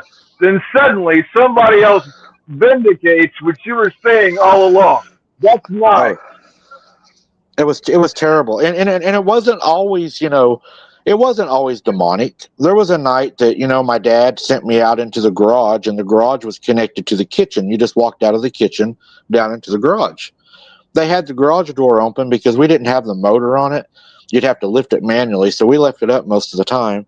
So I went out there to get something one night, and I was looking for it and I had my back to to the garage, and I remembered where it was at, and I was like, ah. And when I turned around, there was a large black man standing in the garage. He had his hands out like he was going to grab me. And I remembered he had on those like camouflage BDUs like you see army men wear. And he Yeah. had on a green t-shirt. I took off running. My mom drove a LTD, a big old white four-door LTD. And I remember I jumped over the hood of that car, man, and I ran inside. And then we had a German Shepherd and a Great Dane. They took off after him. And, I told them, I was like, what had happened? Well, like a week later, me and my cousin was staying at the house by ourselves, and we thought we heard somebody walking in the house. We was in the back bedroom playing the Nintendo. So we just shut the door and locked the door. We were scared.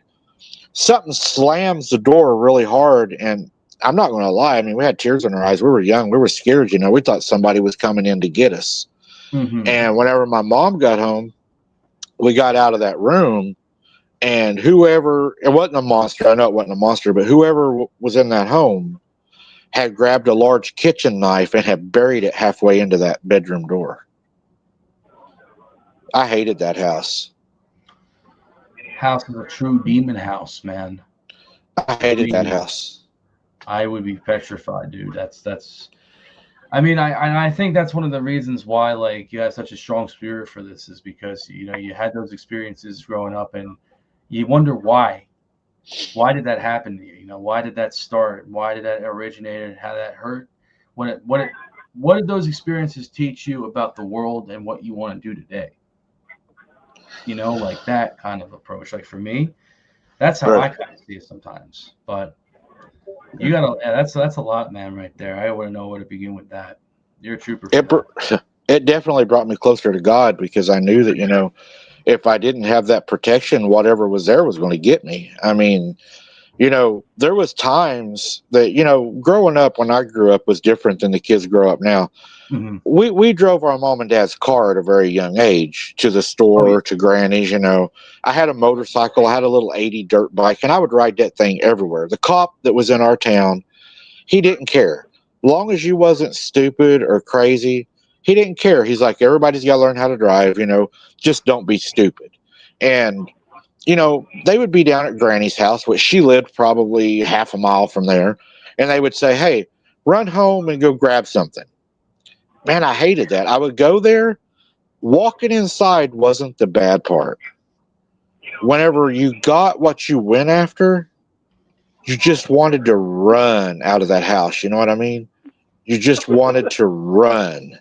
It's like you felt like when it was time to go, and I don't know that this is what it was, but you felt like whatever was in there, it didn't want you to leave. It was going to grab you and keep you there. It was just that feeling. And I would just run and just slam that door and jump on my motorcycle and just drive as fast as I could, I would have bolted myself too, man. I would have hit turbo on that thing. I would have done something, man. I would have installed a new transmission likewise into that thing to get myself out of there. That's the whole thing. That's about that fight or flight instinct too, Mike. We got a system where we got to really think about like, hey, if this thing really wants to do something, it's going to do something.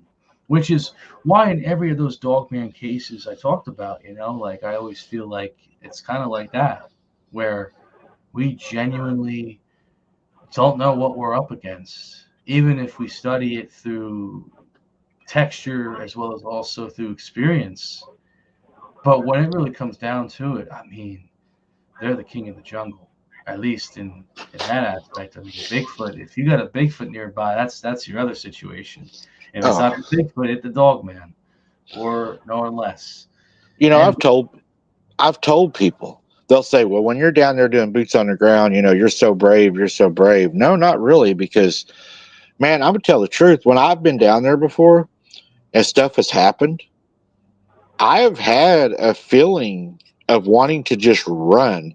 And it's hard to explain how you feel because the feeling you get is, I wish I didn't have to walk so far to get to my car. I wish I was already in it, had it started and leaving, because I do get feelings sometime down there like it's going to hurt me.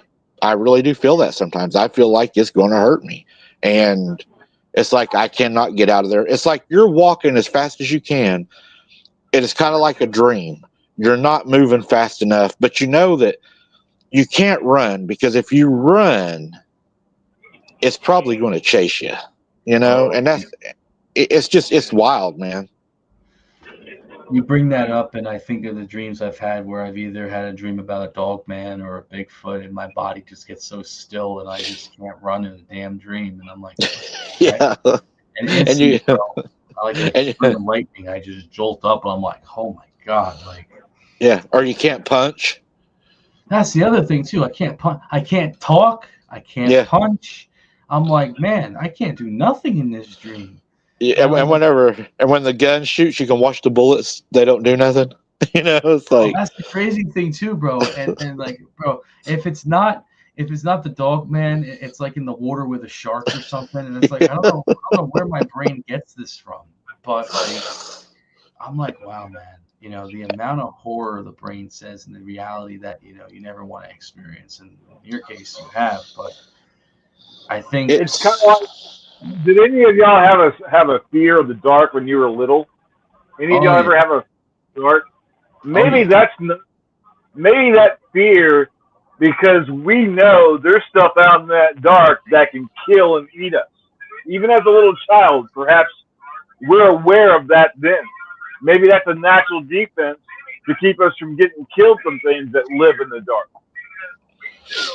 yeah. And I grew up in the time to where it was, you get your butt back in bed for you get a spanking.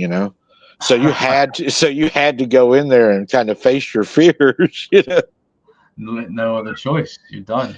Yeah. You got to get it going. I know. There's a lot of experiences where a lot of people have kind of like even for us as researchers, you go out and you confront your fear, or you go out and you just try it. In this case, I think a lot of people have. I think one of the biggest for newcomers, especially, is the fear of going out in the woods, especially when you don't know what's around. Because you're not just there for Bigfoot, right, or Dogman. Look around you. There's a Dogman there, or not a Dogman. It could be a bobcat. It could be a Oh mountain yeah. lion. It could be a bear. Feral person. Another thing is too, I see so many videos now of these campers going out, dude, and they're leaving their sites because they're so sick and tired of having people screw with their tents. And even with that one experience with the lone couple in Massachusetts, if they had stayed any more than they could have, it would have easily went through their tent and campsite, and it may have been perhaps their last night camping.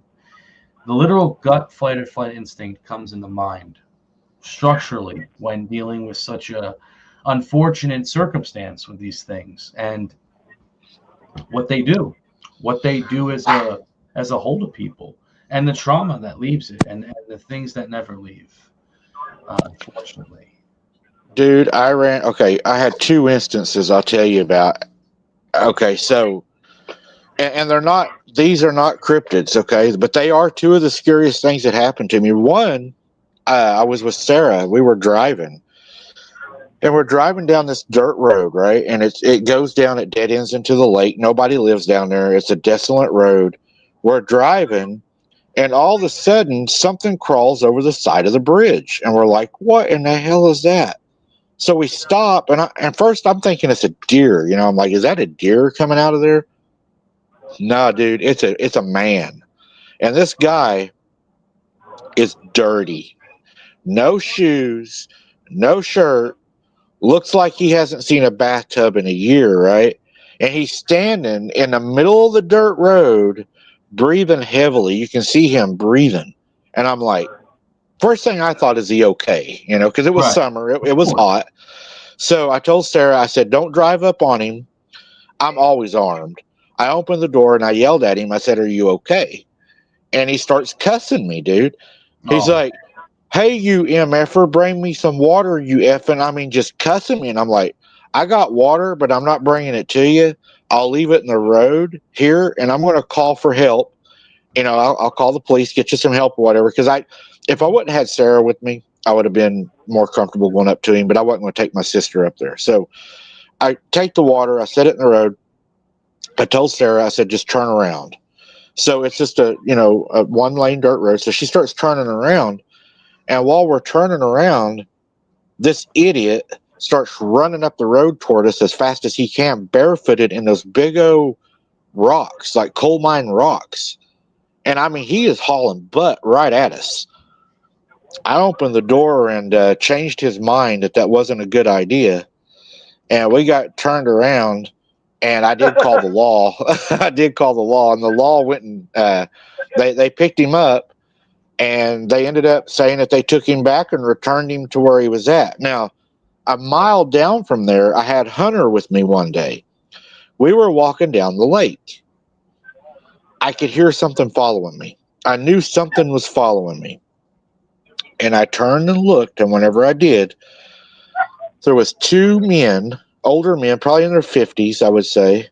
They had big beards, long hair, no shirts. They had ripped up jeans on. They did have on like those brown looking work boots that you lace up. They had those on. But across their chest, both of them had a large looking belt with like a Bowie knife. And they were following us in the trees hiding.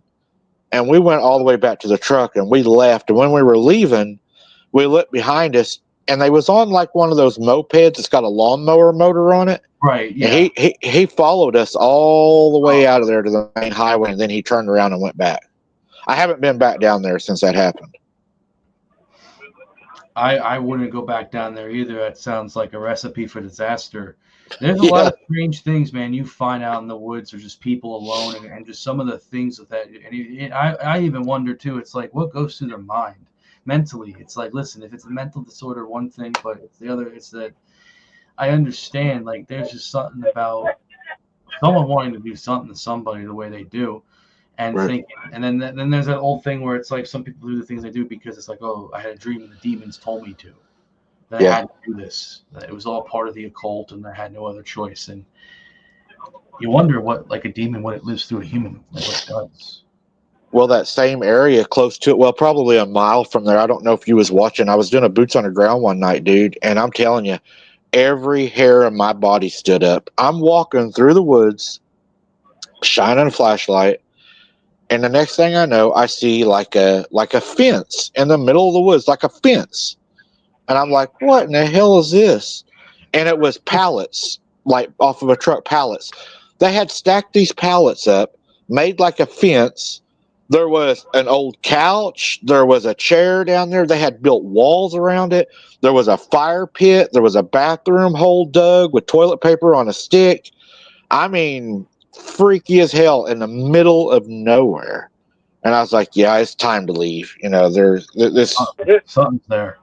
Yeah. Something don't want you there. Yeah, this is like some wrong turn stuff here, you know. You probably wouldn't want to stick around to find out. Start getting some of the people banging up against trees and reflective gear and stuff, man. No, there's so many camping experiences, man. I've seen, like, there's just so many alone, you know, that I've looked at on YouTube and stuff. And I think one of the more interesting thing about the woods is like, it's not just the animals, it's the people and what we're going to run into out in the woods. I know I've never had an experience, God bless, right now, but even if I did, I just know that my instinct would just be to get the heck out of there. I couldn't afford to lose any interest of my life because of some lunatic that wants to feel it. And I've seen pentagrams in the woods before, and I've turned the other way. Dude, have nothing to do with it. I got some people following me and stalking me right now, and have made death threats, you know, to me and stuff. And I went down to a bridge one night, and I was with Sarah, and I told Sarah, I don't know why I told her, but I told her, I said, stay in the car, let me go check it out first, and then you can come up there. So we park on like this curve that goes to this bridge on this dead end. And I'm walking up to the bridge, and this bridge is closed. It's got two little big concrete pillar deals to stop people, you know, from driving onto it. Right. So I walk up there, I step over it, and I see something on the bridge. And I shine my light on the bridge, and there's a like a little dog, probably like a little, I don't know, just a little lap dog. And the thing is laid on its back, split down the middle, laying in the middle of a 5-point star with its internal organs, intestines wrapped around it in a circle. And there was a candle. And I left. I didn't even stay. Wow. Oh, wow. Yeah. That's I mean, as an animal lover, it's one thing, but when you see it in person and you know that something malice did that really makes you think, yeah, if they can do it to an animal, if they will do that to an animal, they will do that to a human being. If not far worse. And oh man, I mean, barbaric as we are, even through the ancient times, we've done things so malevolent on each other that it wouldn't surprise me. Sad reality speaks for its truth. There's just so many loose cannons out there that they have a philosophy and personality. And, even when we talk about the subject of the dog man or the subject of Bigfoot or any other paranormal subject or any other further lore, we have a similar bout with that. There's just too much. It's dark. It's deep. It's very. Yeah. We're just blessed. We are. We have some Jesus in our hearts. Yeah. Well, I felt like immediately it was directed toward me because I had been at that place several times, and I felt like it was a message. It was a message, and it's a sick message. And I don't want to hurt nobody when I investigate. I don't even want to hurt whatever's out there. But if I'm put in the situation to where I go home or my family goes home, then so be it. I don't ever want to, but I would hope somebody wouldn't be stupid enough to put me in a situation to where I feared for my life or the life of another, because I'm going home,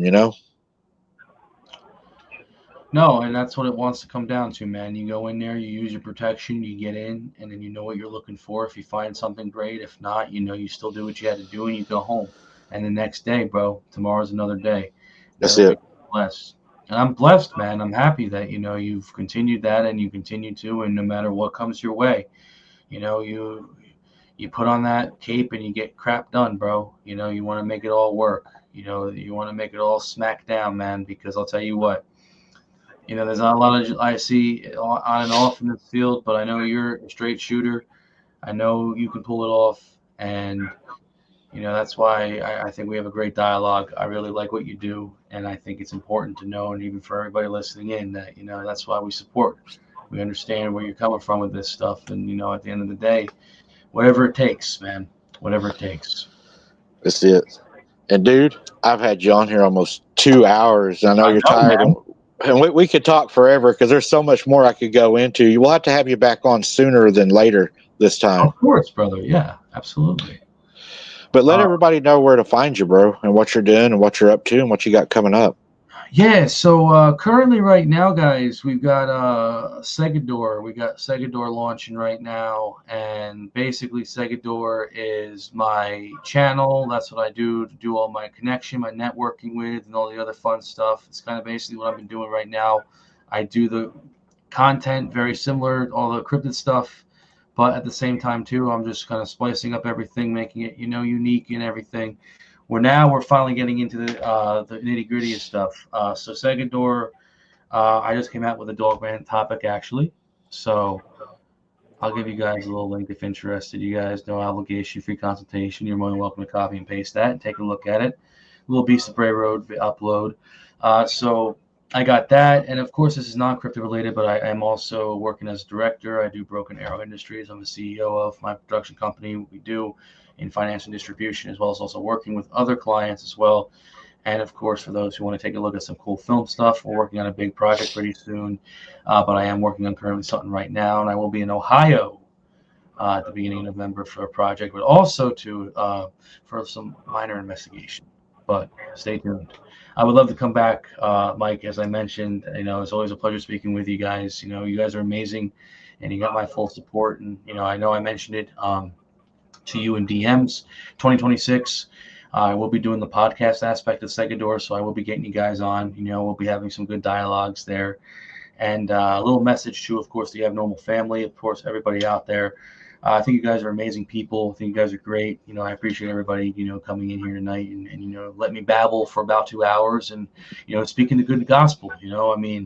We all have an understanding in this field. We all have to learn and gyre. I know there's always going to be roadblocks. There's always going to be naysayers and negatives, but our beliefs, our spirits, and our love we have for each other, we all have to do the right thing, and we all have each other, and that's what's important. I'm very blessed to be a part of the family. I know I'm on and off, but I try my best to do what I got to do. Life is life, but at the end of the day, Mike, I always support what you guys do, and no matter what it comes down to, I think what you're doing is great, and I'm looking forward to what we got cooking in 2026, man. I know 2025 we're almost done. We're literally got 2 months before the end of the bill, and now we're going to go into 2026. And I'm like, man, I can't believe it. So a lot of exciting things coming, man. And I want to thank you again. And of course, for the Abnormal family, thank you guys for having me on the show. You're amazing. Go. Another thing too, dude, is after tonight, I'm going to pre-approve you on my Facebook page. So feel free to share your content there. And we got almost 6,000 people there. So that should get you some people coming over. I know I got to get my saddle back into Facebook. I know, but I appreciate that. And of course, as time goes on and see where the Segador content goes, the same thing is mutual. There's a lot of people I know. Of course, I know Ryan was here. I know a few of my other associates were here, and like you guys, you guys got my full support. Everybody's family to me. Open doors. No obligation, free consultation. It's all respect, and we all have earned it. We all know where we're coming from. So yeah, man. No, God bless. Seriously, thank you. Hey, Chris. My pleasure. Just to let you know, your stories are not boring. They're very, very entertaining and scary. My wife was letting me know that some of them were very scary. But you know you're not boring and you're not putting us to sleep. So we just thought we'd relay that back to you, sir. I appreciate it. I can always say, but that's the beauty of it. You leave some stuff that you go in for the future to talk about, and then you save it for later, and you go into. But I'm blessed, and trust me, those stories, like I want people to know. Whether you were entertained by them or, you were intrigued by them and they were part of your research, it's all part of the gamble here. What we do with the Dog Man, and what it comes down to, and just trying to find the truth and unite as one to do the right thing. And I hope that, everybody enjoyed them. I'm sure, again, it was an exclusive. I never shared those ever, except for one of them. But other than that, those were just, some of the wet work right there I feel would have worked for tonight. And I think it worked out for the best. I'm happy. Thank you for sharing, Chris. And thank you for your kind words, you and your wife. And thank you, Mike. And of course, the amazing Normal family for the love. Always a pleasure, man. Always a pleasure. You have a great night, dude, and God bless you and your family, and we'll see you soon. God bless, salut, and gentlemen, stay blessed and have a good night. And good night, Normal family. You too. Good night, buddy. Good night. Good night, Chris. So, Randy, that was a crazy one, huh? He has some great stories. Definitely give you something to think about while you're just about to doze off, And for you, I'm sure we have people who don't believe in these things. You can disbelieve these encounters or stories at your own peril. I assure you, there's people dying because they believe the lies that we've been told all their lives, that these things don't exist. Well, they do. If they lied to us about UFOs, what else did they lie to us about? Everything. That's my opinion based on my observation of the data. That any of y'all seen this information coming out about the UFO? There's videos out there. Oh my God. There's even videos showing people being abducted. Videos, security cameras, and they're releasing that footage now. They've had these things. They've known about them for decades, and they've kept us in the dark. Why? So they have control over us. Those who control the knowledge controls the power. They control literally life itself in reality, because some of these advanced technologies allows them to time travel. It's amazing information that they've known all along that they're just now releasing. My question is, why are they just now releasing all this information now? There's something going on here. That Right. then there's Three-Eyed Atlas. All of a sudden, as it goes by Mars, the government shuts down. They turn the video cameras off at Mars. The government budget doesn't fund that Mars rover video camera. They're covering up something. I'm just not for sure. What are they trying to do here? Does that make any sense? Oh, there's something weird going on for sure. And Carla, what we're going to do for Halloween, the 30th, I will be boots on the ground, and we will go from the 30th, All Hallows Eve, into Halloween night that night with the boots on the ground. And I'm trying to get Sarah to join us to bring back the old team. So I need everybody to help me beg Sarah to do one night with this, hopefully on that night. But yeah, that's the plan, is to either way, I'll be out there. So I have a question for you, Mike. What are you going to do for Sarah if she does help you out? Maybe you should put it like that. Okay, Sarah, if you go with me Halloween night, what can I do for you in return? I have to buy her. I have to take her out to a lobster dinner. Well, you'll take her to a lobster dinner. She's worth it, buddy, because you don't need to be out there by yourself on Halloween night. I hope I'm not out there by myself Halloween night. Thank you, everybody, for the hearts and for the support for Hunter, guys. That means a lot to us. Thank you so very much for that. We do appreciate that a lot. Randy, what's your last words tonight? God bless each and every one of you. Thank you guys for tuning in tonight, supporting Mike and his YouTube channel and us. I mean, we're a team here. Everybody, even the family, the people watching. Because if you guys weren't tuning into the show, we wouldn't be here. We couldn't do this without you guys. God bless each and every one of you. God bless your families, and have a beautiful night. Just like what Randy said, guys, we couldn't do it without you. We appreciate your support for everybody being here. It means a lot to us. Had a really good show tonight. A lot of you showed up tonight. The chat was flying. I see a lot of Bring Hunter Home Now. Yep, the hashtag Bring Hunter Home, hashtag Bring Hunter Home Now. It means a lot to us. I have a feeling he'll be home really soon. God is good, and whenever darkness works in the light, darkness has to show its hand. Thank you guys for being here. Thank you for another great night, another great guest. And don't forget, Saturday night, Tyler is going to join us. He's going to share some encounters he's had. It should be a really great night. With that being said, everybody, good night. God bless, and we'll see you on the next one. Good night. Good night.